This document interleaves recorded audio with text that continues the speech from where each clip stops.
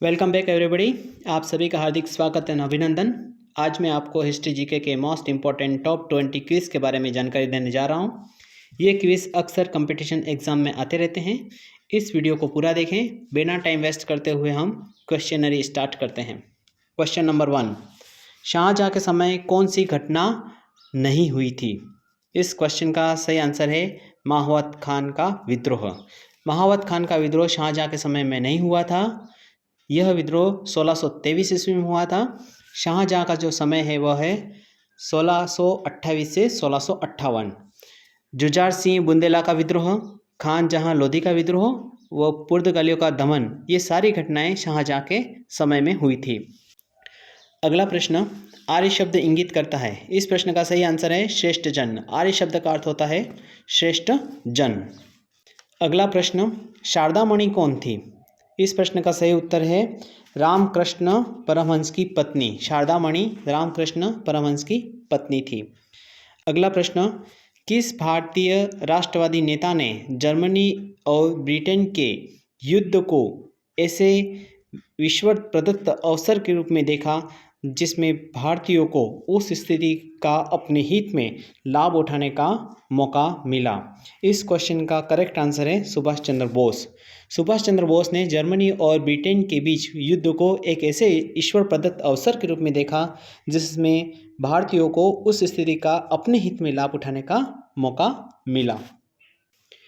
अगला प्रश्न, मगध के किस प्रारंभिक शासक ने राज्यारोहण के लिए अपने पिता की एवं इसी कारणवश अपने पुत्र द्वारा मारा गया? इस क्वेश्चन का करेक्ट आंसर है अजातशत्रु। अजातशत्रु ने अपने पिता की हत्या की थी और अजातशत्रु के पुत्र ने उसकी हत्या की थी। अगला प्रश्न, 19वीं सदी के उत्तरार्ध में नव हिंदूवाद के सर्वश्रेष्ठ प्रतिनिधि थे। इस क्वेश्चन का सही उत्तर है स्वामी विवेकानंद। स्वामी विवेकानंद 19वीं सदी के उत्तरार्ध में नव हिंदूवाद के सर्वश्रेष्ठ प्रतिनिधि माने जाते हैं। अगला प्रश्न, 27 दिसंबर 1911 में पहली बार जन गण मन कहाँ पर गाया गया था? इस क्वेश्चन का करेक्ट आंसर है कोलकाता में। 27 दिसंबर 1911 में पहली बार जन गण मन कोलकाता अधिवेशन में गाया गया था।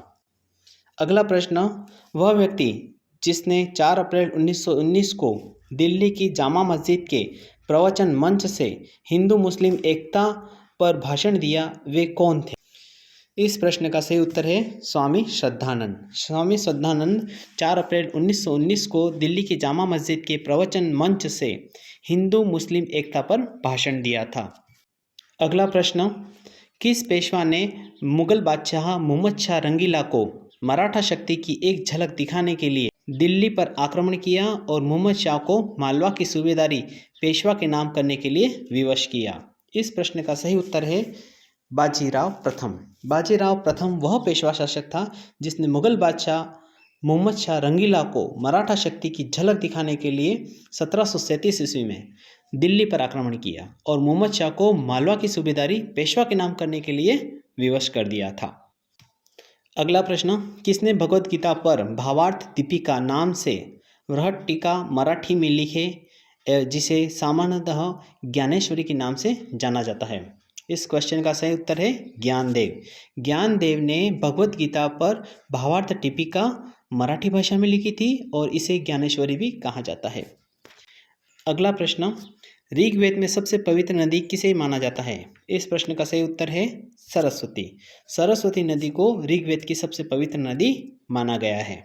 अगला प्रश्न, राजा राम मोहन राय किससे संबंधित नहीं है? इस क्वेश्चन का करेक्ट आंसर है संस्कृत शिक्षा। राजा राम मोहन राय विधवा पुनर्विवाह, सती प्रथा एवं अंग्रेजी शिक्षा से संबंधित हैं। संस्कृत शिक्षा के प्रति उन्होंने कोई योगदान नहीं दिया है।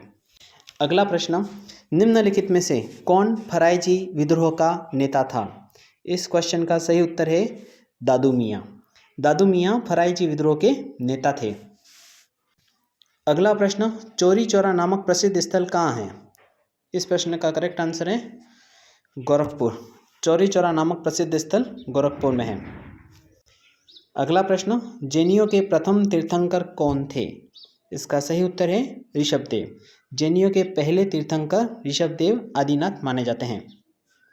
अगला प्रश्न, 1929 में अखिल भारतीय व्यापार संघ कांग्रेस में पहली बार विभाजन हुआ। उस समय एटक के अध्यक्ष थे। इस क्वेश्चन का करेक्ट आंसर है जवाहरलाल नेहरू। 1929 में अखिल भारतीय व्यापार संघ का पहली बार विभाजन हुआ था और उस समय एटक के अध्यक्ष जवाहरलाल नेहरू थे। अगला प्रश्न, निम्नलिखित में से किसने भारतीय राष्ट्रीय कांग्रेस के कराची अधिवेशन 1931 की अध्यक्षता की थी? इस प्रश्न का सही उत्तर है वल्लभ भाई पटेल। सरदार वल्लभ भाई पटेल ने 1931 ईस्वी में कांग्रेस के राष्ट्रीय अधिवेशन कराची अधिवेशन की अध्यक्षता की थी। अगला प्रश्न, 1 नवंबर 1858 को महारानी विक्टोरिया का घोषणा पत्र इलाहाबाद में पढ़ करके सुनाया था। इस क्वेश्चन का सही उत्तर है लॉर्ड कैनिंग। 1 नवंबर 1858 को महारानी विक्टोरिया का घोषणा पत्र लॉर्ड कैनिंग ने इलाहाबाद में पढ़ करके सुनाया था। अगला प्रश्न, सम्रांगण सूत्रधार का विषय है। इस प्रश्न का सही आंसर है स्थापत्य शास्त्र। सम्रांगण सूत्रधार स्थापत्य शास्त्र से संबंधित है।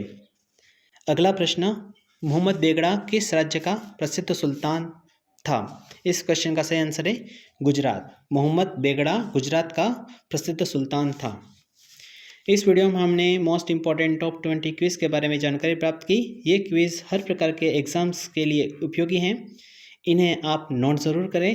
अगर आपको ये वीडियो अच्छा लगा हो तो प्लीज़ मेरे चैनल को लाइक शेयर सब्सक्राइब करना न भूलें। अगले वीडियो में हम फिर मिलते हैं। धन्यवाद। Thank you very much.